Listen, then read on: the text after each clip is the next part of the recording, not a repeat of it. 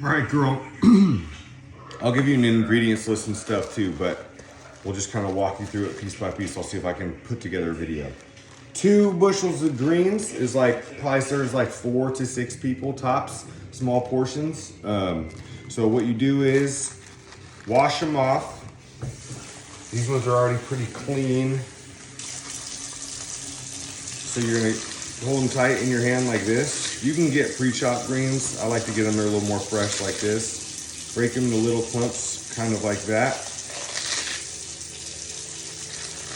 Maybe like inch, quarter of an inch, or inch and a quarter, I mean. You tear them off, you'll start to get to the stems, which I actually like, but you don't want to cook all of them. Maybe like right down towards the bottom where the leaf is still there, a little bit of the stems there. That's what it'll look like when it's over, slightly wasteful.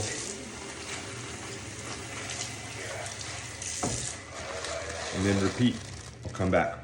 Once that's all done, you're gonna throw it all in a pot like this and all crushed up and start to season it before you do the next thing. So I use Lawry's seasoned salt, cayenne, paprika, garlic salt, onion powder, pepper, just kind of like a everything under the kitchen sink type of thing. And just like do a bunch of that. I'd say probably like a tablespoon and a half of seasoning salt, a little less of everything else, but like it might look like a lot of seasoning, but you're gonna have water in there, so it'll water it down and kind of spread it around.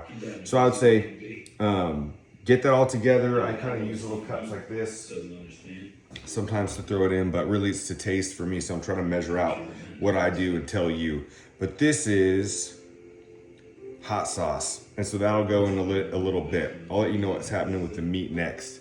But you'll see over here, I'm getting ready to pre-fry some bacon, because that's gonna go in the secret ingredient, pork chorizo. So one little thing of this will go in with it when it boils. You pre-cook the bacon, you do not pre-cook the chorizo. The flavor in the chorizo spreads through the water and hits. You can do turkey necks or ham hocks and stuff like that in the boil, but I usually fry chicken when I do this. So it's actually, I just use like a chicken thigh and a couple bone-in legs in there. And over the course of the boil, that meat will shred up and kind of dissolve out into little shreds and pieces and stuff, and the flavor of the bone will get in there and create a bone broth around it also. So, okay, cool, I'll come back. White onion, chop it up.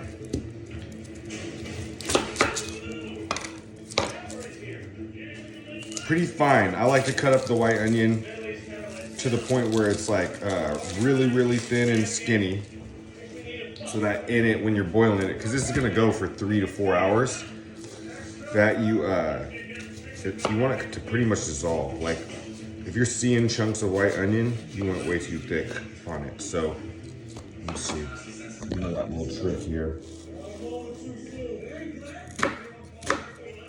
Pre-cut your little slices. You know how to chop an onion. Go as thin as you can. That's your bacon. Frying in the oven right now that you just heard a bang on.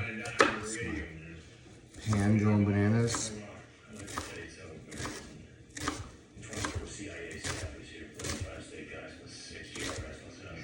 So it doesn't have to be crazy. I used to be ridiculous about it, but just pretty small diced up onions. You get the idea. Let me see if I can. So like just nice and fine. Nice and fine. And then just throw it right in raw into that mix we got going on. And this one, since it's a small batch, I'll probably just take 1 onion. Sometimes I do 2. You know how it is with white onions. Sometimes they're enormous. But just a regular size onion. You can't go too much, really, but you can go too little. So that said, you get it. Your bacon to about that far, so it's still kind of chewy, has a little bit to cook. It won't disintegrate into bits when you put it in. Well, you know, tear it up, chop it up once it cools off, and toss it into your mix here. And we're almost there. Okay, the bacon's all chopped up and cooked. Onions in, seasoning, all that good stuff. So now One of the last little pieces of this puzzle is, so some water on it. So we're gonna wanna fill it up. Let all the spices and everything blend in. Chicken legs in there, the breasts are in there, or not the breasts, the boneless, skinless thighs. I'd say probably better if you did bone in, but I'm frying some chicken and marinating some stuff, so that's what I got. All right, so we're almost, you just want to get the greens submerged and mixed in. Don't want to go too much water. Like that.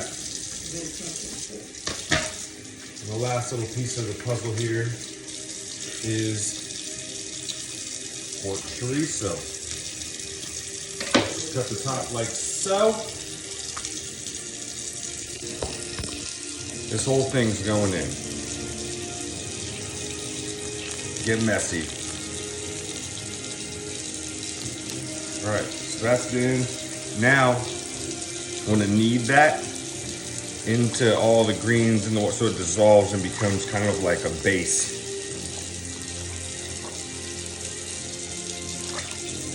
And make that water all cloudy.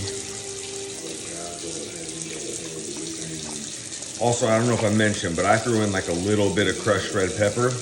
Too much will kill the whole thing. If you go with a ton of crushed red pepper, it'll make everything almost not bearable to eat, like really spicy. Not flavorful, but like. All right, let me wash my hands real quick.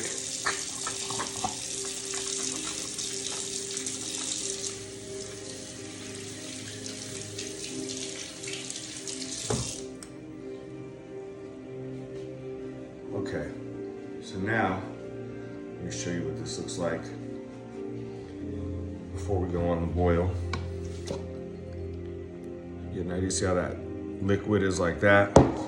Last little thing I do before I throw on, and this is big for me because the smell, when I'm cooking it, I can tell if it's the right flavor based on like the smell of it. But Louisiana hot sauce, Crystal Louisiana hot sauce, for about like a half a cup right now. And you'll do more to taste as you go. But now I'm gonna throw this over here. I'm gonna bring that to a boil, a high boil, let it go for like 4 or 5 minutes like that, rolling. Then I'm gonna turn it down to way low. And there goes the next 3.5 hours. Like, let it slow boil, stir it every once in a while, smell it. And the way you'll know when it's all the way done is those like stems that are there that you left in there kind of, when those are really, really soft and basically just kind of dissolve in your mouth when you eat them, you're there. But like you can taste it a little bit, know if you need to add a little more seasoning, a little more hot sauce. Hot sauce is usually typically where I'm at. I'm not really gonna be putting a whole lot more salt and pepper and stuff like that at this point, but there you go. Hope that helps. I'll send you the details of the recipe too.